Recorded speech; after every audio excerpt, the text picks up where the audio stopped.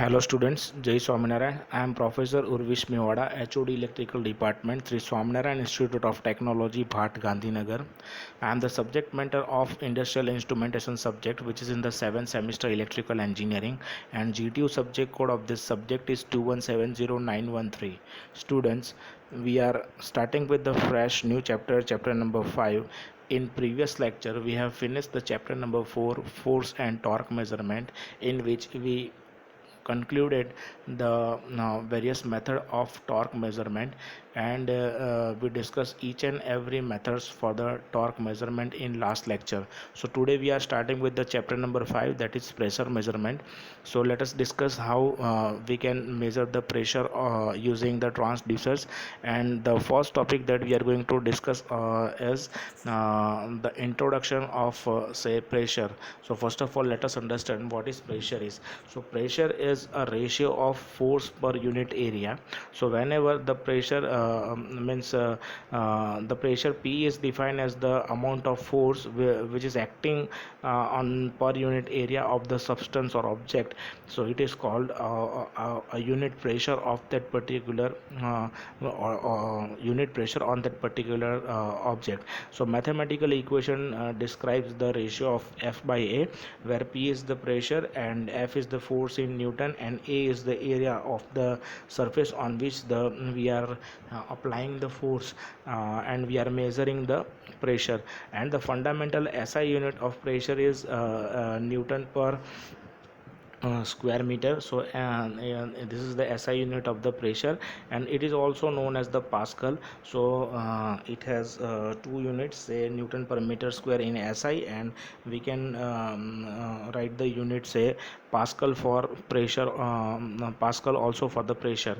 Now let us discuss how this pressure means the different types of pressure available, or we can measure the various types of pressure. So let us discuss the first, that is the first type is atmospheric pressure. So this is the we can say very familiar word, atmospheric pressure. So atmospheric pressure is say the air surrounding the earth possesses some weight. So due to the circulation of the air in the atmosphere of the earth, so due to its weight, the air exerts some pressure on the surface of the earth. So this pressure is known as the atmospheric pressure. Also it can be measured by barometer. So generally we used to use barometer device to measure the atmospheric pressure of the earth. And atmospheric pressure is equal to this is the mathematical values, 0.76 meter head of mercury, and 10.34 meter head of the water, and 101.43 kilonewton per meter square, and 1.1014 newton per mm square, and 1.0135 bar at at sea level at 15 degrees centigrade. So this is all the heads and levels of say one atmospheric pressure. So 1 bar is equal to 1 into 10 raised to 5 newton per meter square, or 10 raised to 5 pascal. So this is the atmospheric pressure. This is the natural pressure due to the blowing of the air and surrounding condition of the earth, and that pressure acts on the earth's surface. It is known as the atmospheric pressure. Now second is the absolute pressure. So absolute pressure is measured with reference to the absolute zero pressure, is known as the absolute pressure. So for the measurement of absolute pressure, we require say a reference to absolute zero pressure, and it is known as the absolute pressure. Now the third pressure, that is gauge pressure. So when pressure is measured with the reference to atmospheric pressure, so by comparing or by keeping the atmospheric pressure as a reference, and when we are measuring the pressure, it is known as the gauge pressure. It is measured by the pressure measuring instruments. So generally we use different devices for the pressure measurement. Generally this pressure is above the atmospheric pressure. So by keeping the reference at atmospheric pressure. We can measure the gauge pressure of any of the say device with the help of the gauges. And then it is also known as the positive gauge pressure, and atmospheric pressure is taken as that term. So it is from that it is very clear that atmospheric pressure is taken as a reference. So whatever the pressure indicated by the gauge is including the atmospheric pressure or surrounding pressure of the atmosphere. Now the fourth is vacuum pressure or differential pressure. So when pressure is measured with reference to atmospheric pressure, but it is below atmospheric pressure, it is known as the vacuum pressure. So vacuum pressure always say below to the atmospheric pressure, and it is also known as the negative gauge pressure. So in previous case the gauge pressure was say it was known as it is known as the positive gauge pressure, because it is more than the atmospheric pressure, and the vacuum pressure is say less than the atmospheric pressure. That's why it is taken as, or it is known as the negative gauge pressure. Now mathematically we can write the equation for the absolute pressure. So absolute pressure is equal to atmospheric pressure plus gauge pressure. So PABS is equal to P at ATM, means atmospheric absolute indicate ABS, and ATM indicates the atmospheric pressure, and P gauge indicates the gauge pressure. So absolute pressure is the addition of the atmospheric pressure and the gauge pressure. Now absolute pressure is equal to, if we want to measure the absolute pressure from the above equation, then P absolute is equal to P atmospheric minus P gauge. So whenever we subtract the the gauge pressure from the atmospheric pressure, we can have the value of absolute pressure. So from that we can write the equation P absolute is equal to P atmospheric plus or minus P gauge. So this is how we can measure the absolute pressure when we have the values of atmospheric pressure and the gauge pressure. From this diagram it will be more clear that what is actually a pressure is. So this is the absolute pressure plus absolute zero pressure line. So this is the, we can say, absolute pressure, and over here you can see that this is the gauge pressure at A. This is a point A which we are measuring the gauge pressure, atmospheric pressure line. So over here this is the vacuum pressure. So gauge pressure plus vacuum pressure plus absolute pressure is equal to absolute total absolute pressure. So this is after absolute pressure B. This is the point at which we have the absolute pressure B, and this is the vacuum at B. So from that we can say that gauge pressure is equal to absolute pressure minus atmospheric pressure, and the negative gauge pressure is equal to atmospheric pressure minus absolute pressure. So this is over here the equation is written from this diagram.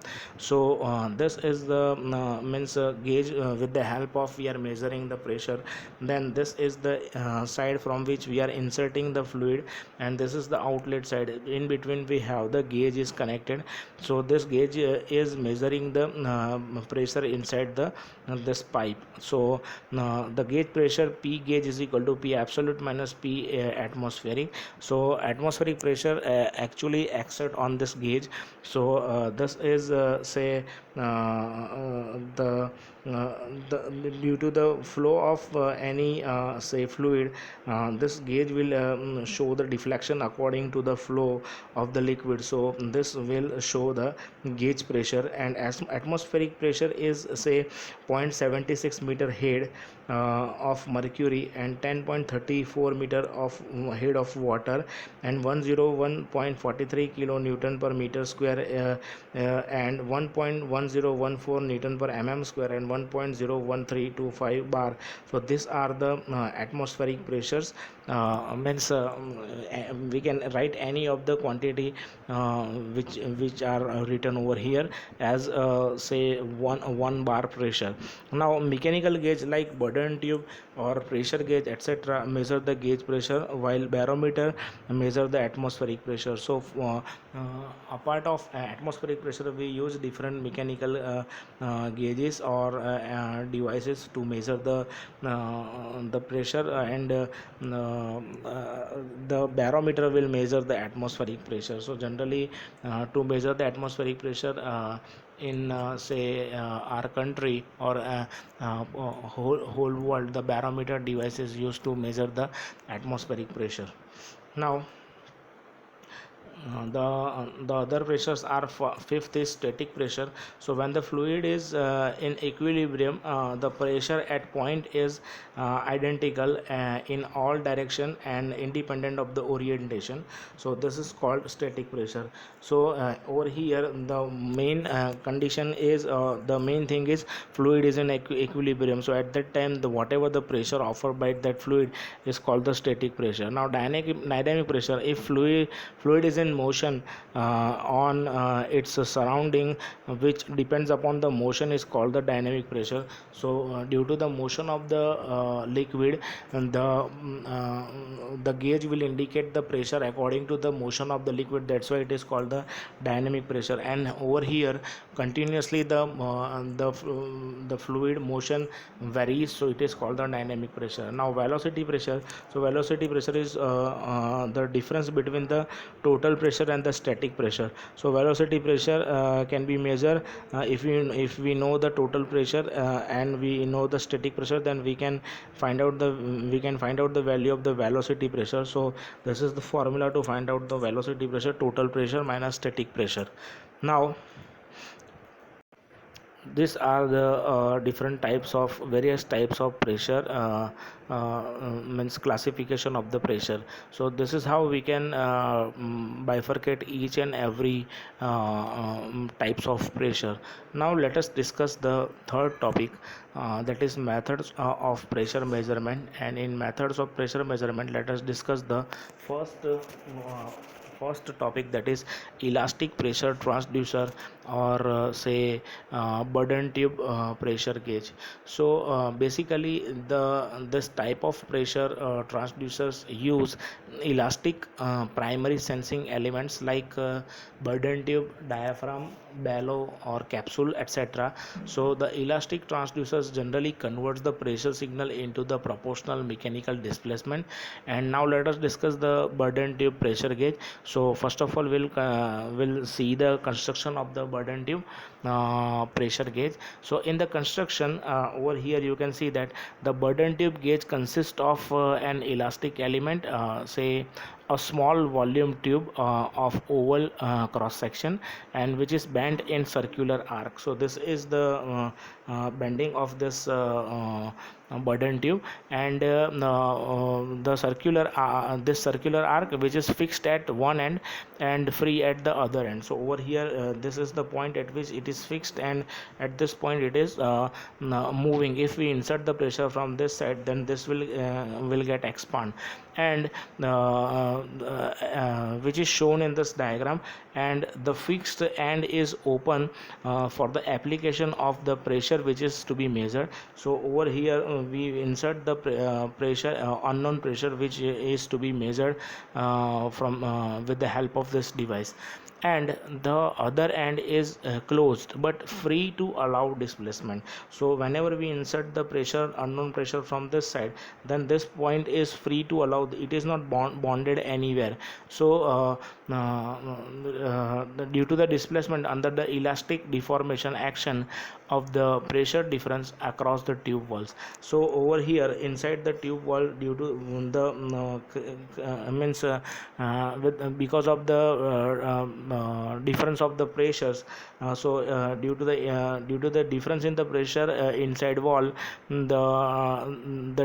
this burden tube will get expand, and the free end attached with the sector through adjustable connecting link. So this free end can be connected at the adjustable connecting link. So this is the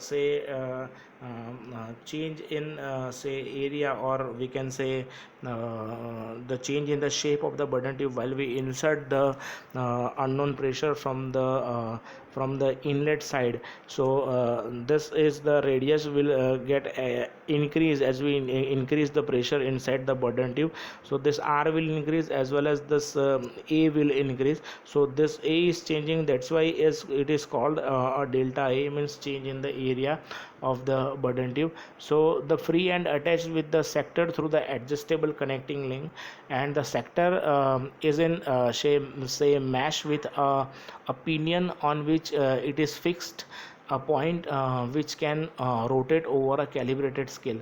So over here you can see that the section AA oval cross means oval cross section of the burden tube. So over here you can see that this is the thickness of the burden tube. This is the X and means the the area, or we can say the length means of this is X, and this is the Y, is the means width of the burden tube, and this is called the minor axis. So whenever the any expansion take place, due to that the burden tube will change, burden tube will change the shape, and according to the changing in the shape, this lead is connected with the indicating device, and that will show the deflection according to the inlet pressure.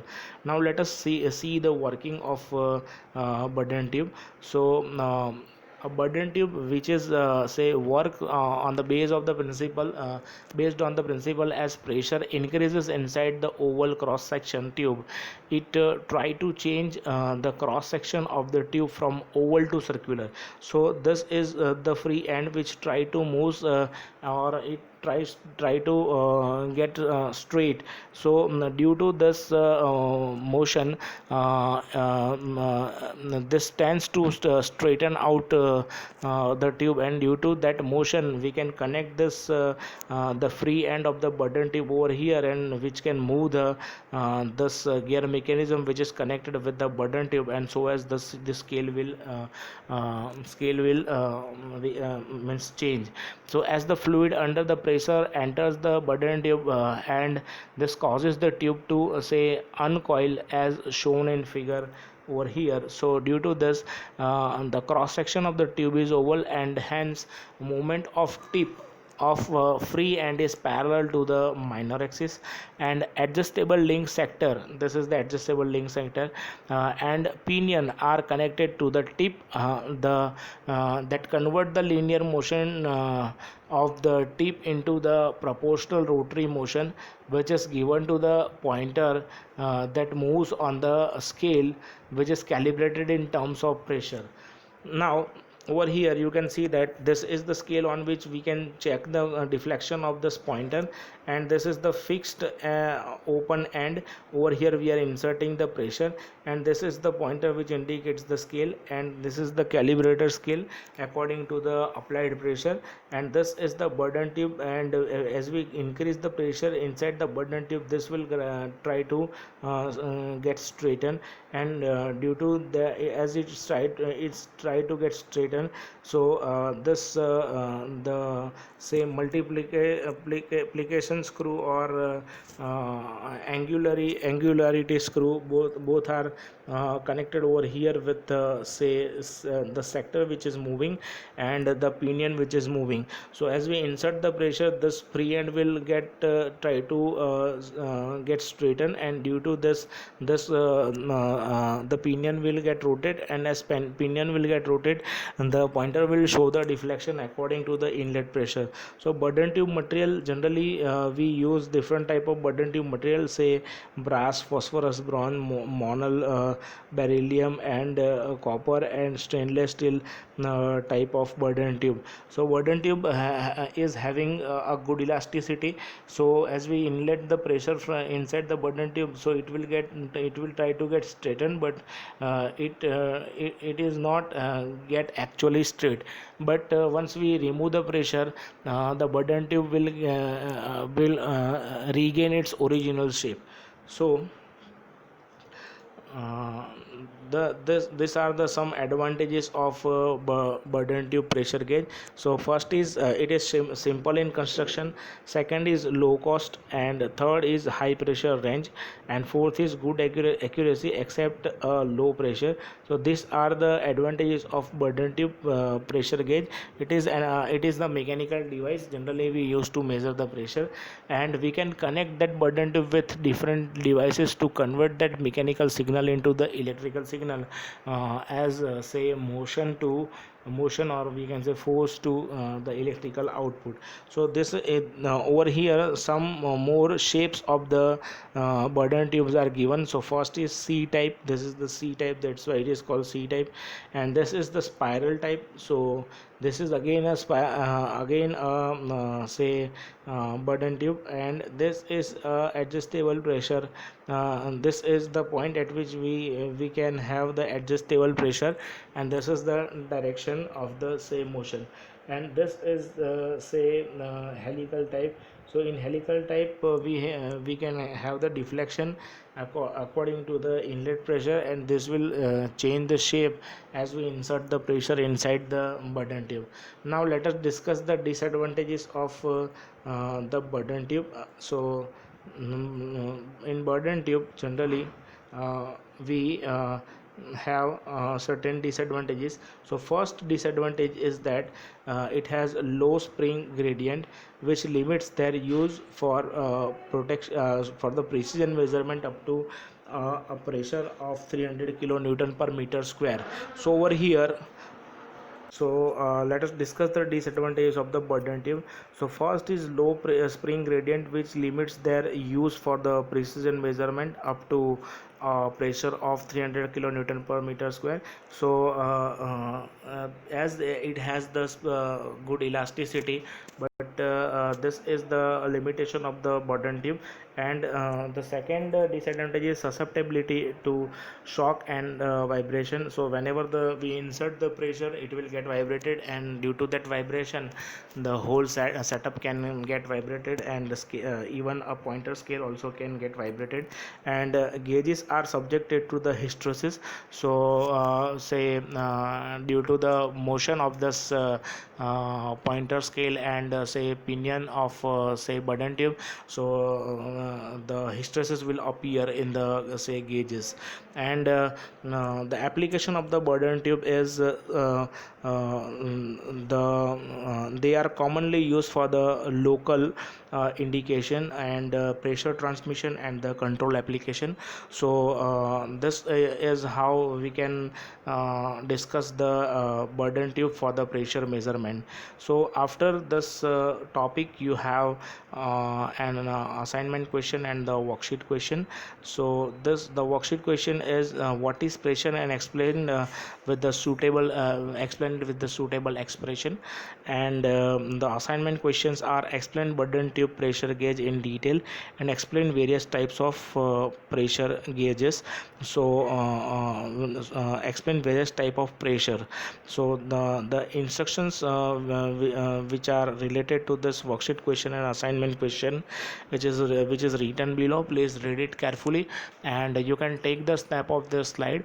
Also, if you have any query and doubt related to this topic, then we can solve your doubts and queries related to this topic in our doubt solving session. And if you have any query after our doubt solving session, then feel free to call me. You have my contact number. Thank you very much, student, and that's it for this presentation. Thank you very much, student. Thank you all. Jai Swaminarayan.